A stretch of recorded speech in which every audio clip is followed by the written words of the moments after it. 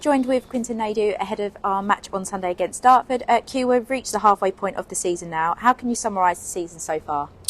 I think the word that springs to mind is it's been really frustrating. I think we started the season so well. We had a really good pre-season, and then it was very stop-start fixtures.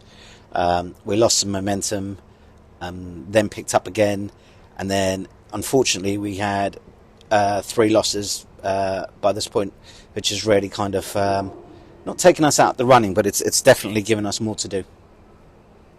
And it's our final game of 2024 this Sunday as we battle on with Dartford. How has the preparation been for that match in specifics? It's been good.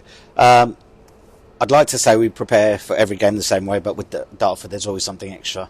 The players are more motivated, you can see it at training. Some more goes into this one. It's definitely the one that everybody looks out for when the fixtures are released. And the reverse fixture back in October was a 1-1 draw. What did you learn from that game to help you look for the win this Sunday? I think from my time being at Ebbsfleet, the Dartford game is always a little bit special. I actually think it's one of the best women's football derby matches there is in the women's pyramid. There's no love lost. It will be a game with tackles flying in. It will be ultra competitive for every single facet of the game. Both teams know each other so well. Being local, the players know each other so well. They've either played against each other quite a lot or played with each other in different teams.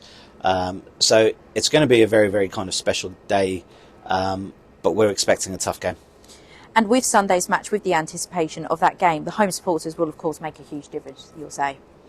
Yeah, when we played them, their support was right behind it, and they made the environment very, very hostile.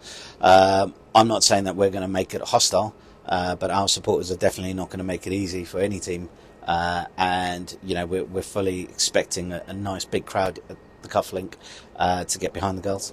And finally, looking ahead after Sunday's match, you'll have a quiet period on the pitch, but of course it will be busy off the pitch. Have you got any details that you want to share with us about that? Yeah, it's always a very busy time for me when there's no football, which I like, to be honest, as well. I'm trying not to focus on it too much because Sundays is my main focus. There's a lot of planning and thinking going into it, but you know, we're working behind the scenes. There's going to be 2 or 3 new faces coming in January who we're looking forward to, who are going to be competing for a starting position.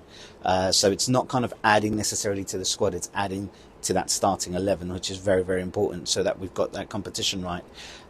We've got a nice run of fixtures as well in January and February.